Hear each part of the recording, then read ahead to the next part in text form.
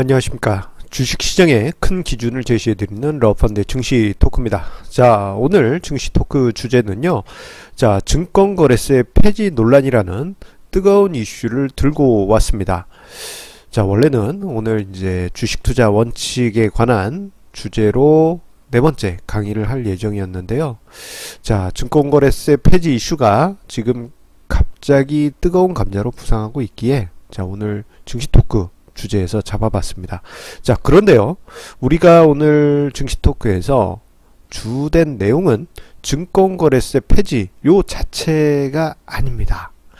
증권거래세 폐지와 함께 수면 위로 부상하는 주식 양도세 관련한 이슈가 더 큰 뜨거운 감자라고 생각했기 때문에 오늘 증시 토크 주제는 이렇게 잡았습니다. 자, 증권거래세 폐지 논란보다 더 뜨거운 주식 양도세 이슈. 예. 오늘 주제는 바로 이것입니다.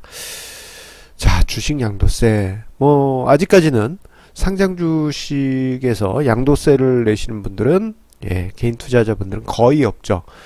99.9%? 예, 거의 대부분 아마 주식 양도세를 내지는 않으실 것입니다. 상장 주식 양도세를 내기 위해서는 일단은 한 종목당 보유하고 있는 금액 요건이 있고 지분 요건이 있어요. 이 기준과 더불어서 양도 차익도 일정 수준 이상 돼야지만 주식 양도세를 내기 때문에 아직까지는 개인 투자자분들 입장에서는 그렇게 큰 문제는 안 됩니다. 하지만 증권거래세 폐지 논란이 계속 언급이 되고 이슈화되게 되면요. 자, 주식 양도세 전면 시행은 생각보다 빨리 다가올 수가 있습니다. 자, 증권거래세 폐지와 함께 다시 부상한 주식 양도세 이슈. 이게 왜 함께 부상을 했느냐? 증권거래세를 폐지하느냐, 축소하느냐, 이 논란이 있게 되면요, 자연스럽게 부족해진 세원을 확보하기 위해서 조세 형평성 차원에서 상장 주식 양도세가 같이 부상할 수밖에 없습니다. 한쪽이 줄면 한쪽이, 예, 등장할 수밖에 없는 것이죠. 자, 지금까지 보게 되면요, 증권거래세가 매년 4조 원 이상, 예, 거치고 있습니다. 예, 제법 큰 금액이기 때문에 기재부 입장에서는 무시할 수 없는 금액이고, 그러다 보니 기재부 쪽에서는 상장 주식 양도세 전면 시행에 대해서는 좀 약간 한 걸음 빼는 그러한 입장입니다만, 금융회사나 증권 관련한 연구기관에서 주식 양도세를 도입하는 대신에 증권거래세를 폐지하자라는 의견이 계속 나오고 있습니다. 이거는 한 해, 두 해 만에 나온 얘기가 아니고요. 아주 오래전부터 90년대 중반부터 해서 계속 이 이야기가 언급이 됐습니다. 특히 하락장이 있을 때마다 아이고 손실 봤는데 증권거래세 0.3% 내가 내야 되냐, 이런 불만이 쏟아져 나오겠죠. 자, 급기야 자, 더불어민주당의 이해찬 대표가 이제 이런 이야기를 듣고 정부와 함께 증권거래세를 폐지 또는 인하하는 방안을 검토하겠다라고 밝히면서 이 이슈가 수면 위로 싹 올라오는데, 혼자 올라오는 게 아니죠. 주식 양도세 이슈와 함께 부상했습니다. 그런데 제가 볼 때는 증권거래세 요건 문제가 안 됩니다. 우리 투자하는 투자자 입장에서는 주식 양도세 요 부분이, 예, 가장 중요한 이슈라 할 수 있겠습니다. 자, 여기서 잠깐 증권거래세와 주식 양도세 요것이 왜 함께 등장하는지 다른 나라들의 사례들을 한번 쭉 보면서 한번 생각을 해보겠습니다. 자, 미국과 일본, 독일, 룩셈부르크 같은 경우에는 증권거래세가 없어요. 그렇기 때문에 없고 주식 양도세만 있습니다. 그러다 보니까 우리나라의 금융 시스템은 미국을 따라가거나, 혹은 우리나라 증권거래법 같은 경우 예전에 증권거래법 같은 경우는 일본의 잔재들이 많이 남아있어요. 일본의 법규들이 그대로 쓰였다 보니까 일본의 제도가 도입되는 경우도 많이 있습니다. 증권 취인소법. 예.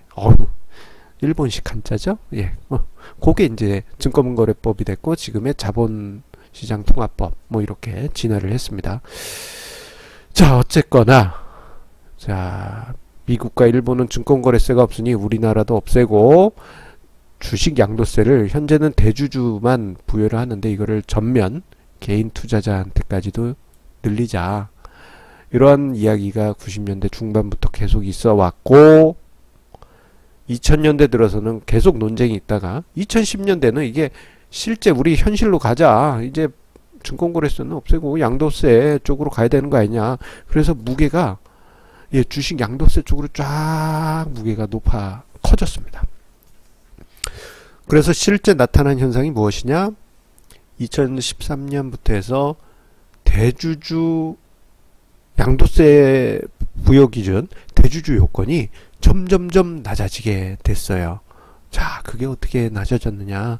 2013년 이전에는 금액 기준으로 봤을 때 한 종목당입니다. 유가증권 시장에서 한 유가증권 시장 종목 같은 경우에는 한 종목당 100억 원.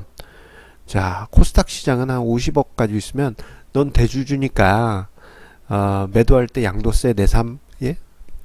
예, 저 정도 금액이면 오케이. 뭐 저 정도면은 대주주 아니야? 또 일반적으로 또 그렇게 생각할 수 있지 않습니까? 자, 그런데 이게 이제 2013년 중반부터 해서 단계적으로 2년마다 툭툭툭툭툭 기준이 떨어집니다. 아이고, 제가 여기 오타를 숨기질 못했네요. 이게 2016년, 17년에 만든 파워포인트다 보니까 예, 수정을 좀 하도록 하겠습니다. 왜 2017년에 만든 파워포인트예요? 라고 예, 갑자기 궁금해하실 수 있어서 이야기 드리자면요. 이게 2017년 7월에 제가 정기 오프 세미나에서 썼던 자료를 가져왔던 것입니다. 이게 급하게 가져오다 보니까 이 부분을 싹 지우지를 못했네요. 자, 그때는 이제 2015년 요때 이제 바뀐 거였었다 보니까 25억에서 20억 이렇게 낮아졌고 2018년 연말로 해가지고는 15억 10억으로 낮아졌죠. 2018년 연말이 아니고 2018년 초, 그러니까 2017년 연말 지난 이후에는 15억 10억으로 낮아졌습니다. 예, 2018년 초. 예, 어이구. 그 다음 언제냐? 2019년을 연말을 보내면서 2017년 초에 요 기준이 10억 10억으로 낮아집니다. 당장에 11, 12개월 뒤에 저런 기준으로 낮아져요. 매우 급격하게 낮아졌죠. 요게 또 1년 뒤에는 3억으로 낮아집니다. 3억. 자, 우리 개인 투자자분들 중에 한 종목에 3억 이상 가지고 계신 분들 은근히 많아요. 예, 웬만하면은 이제 그냥 한 종목에 3억 가지고 있다. 그러면요, 2020년 연말 지나고 나면은 대주주 요건, 양도세 대주주 요건에 들어가게 됩니다. 저 정도 되면은 예, 체감상 그냥 개인 투자자도 대주주 되는 거 아니야? 이런 느낌이 들게 되죠.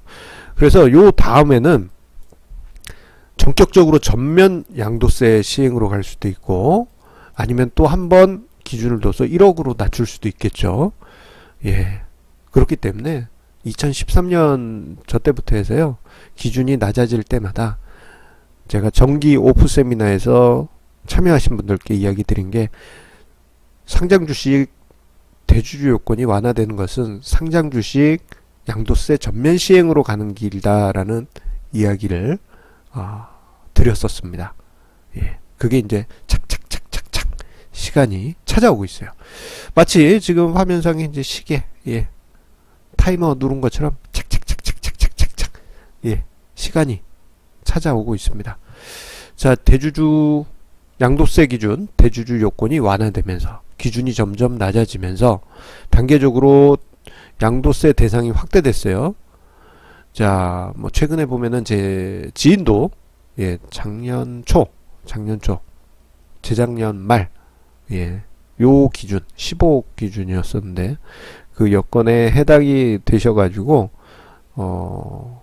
그 기준을 회피하기 위한 매도를 하셨던 분도 계셨습니다. 자, 그런데 이게 기준이 예, 3억까지 예, 2년 뒤에 낮아지게 된다면 범위가 확 넓어지겠죠? 그리고 여기서 더 한 단계 낮아져서 1억으로 낮아졌다? 그럴 경우에는 더 어마어마하게 늘어나게 될 것입니다. 그러면서 전면 주식 양도세 시행은 자, 눈앞으로 다가오고 있습니다. 자, 그런데 이 부분은요, 어떤 정치권, 특정 정당, 이런 문제가 아니에요. 이거는 모든 정권에서 거의 뭐 타임 스케줄을 맞춰놓고 정권 구분 없이 그냥 쭉 가고 있는 것이고, 이게 이제 시장 상황에 따라서 빨리 전면 시행이 될지 아니면 조금 늦춰서 될지, 그러한 차이점이 있을 가능성이 큽니다. 우리가 어떻게 보면 받아들여야 될 숙명이에요. 자, 그런데 이런 단계적인 진행이요, 일본에서 있었습니다. 예. 일본도 예전에는 증권거래세와 양도세가 혼재된 그러한 그 제도를 뒀었는데요. 자, 주식 양도세 같은 경우에는 61년, 거의 뭐 50 몇 년 전 일입니다. 61년부터 28년간, 1989년까지 단계적으로 범위를 늘려왔어요. 지금 우리나라 2013년부터 하는 거랑 비슷하죠?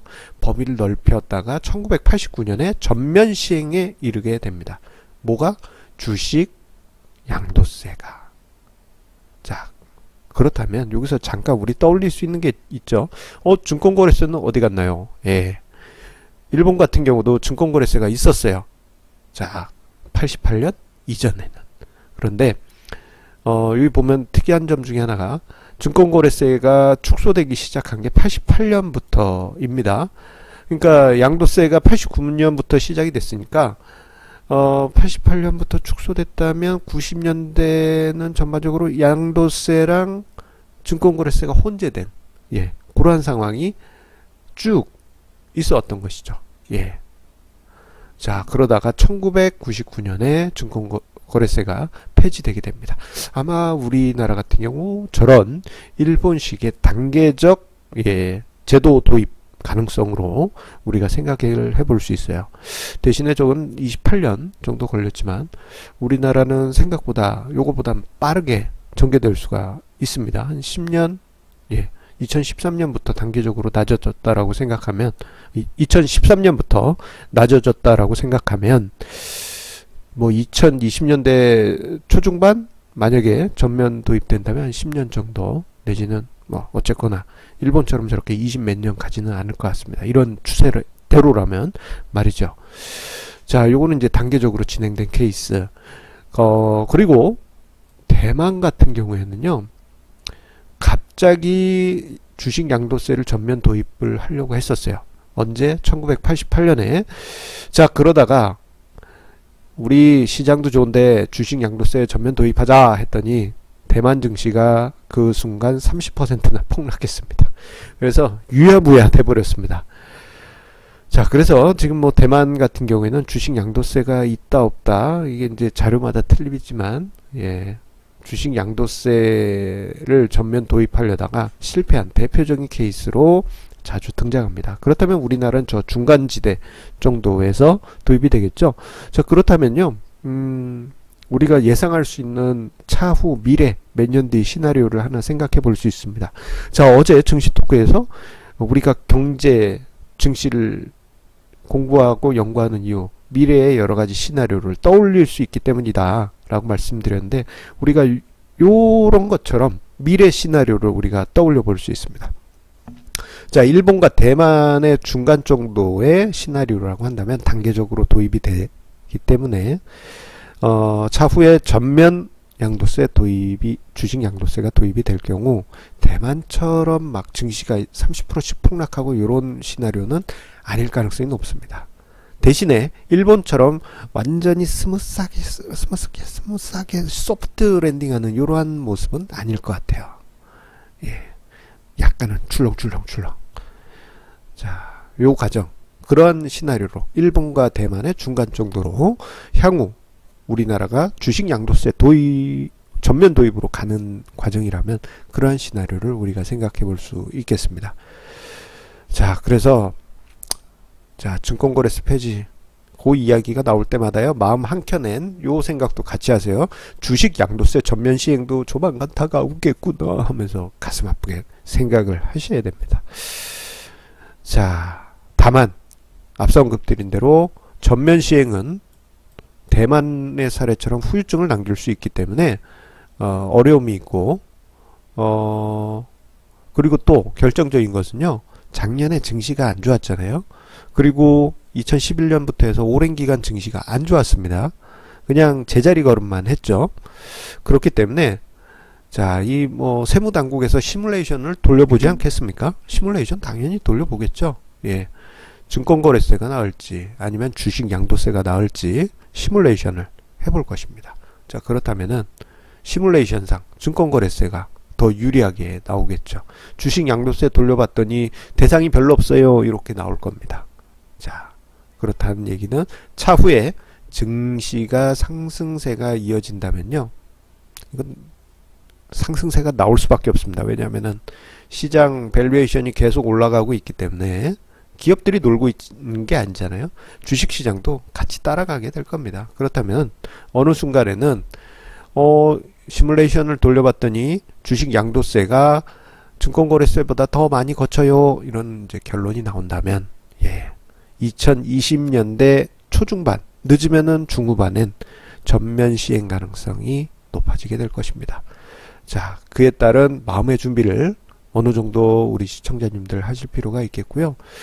자, 그에 대한 뭐 여러 가지 시나리오는 차후에 증시 토크에서 이야기를 드리겠습니다. 예, 제가 오늘 칼럼을 쭉 쓰고 보니까 양이 엄청나요. 그래서 파워포인트로도 정리를 하는데 시간이 엄청나게 걸렸고 중간에 또 빼먹은 것도 많이 있습니다. 뭘 빼먹었느냐, 그 2017년 대선 기간 중에 모든 대선 후보 캠프들이 주식 양도세 전면 시행을 다 언급을 했어요. 그런 것도 좀 정리한 게 있는데, 예, 그것도 뺐습니다. 거의 뭐 대세라고 보시면 됩니다.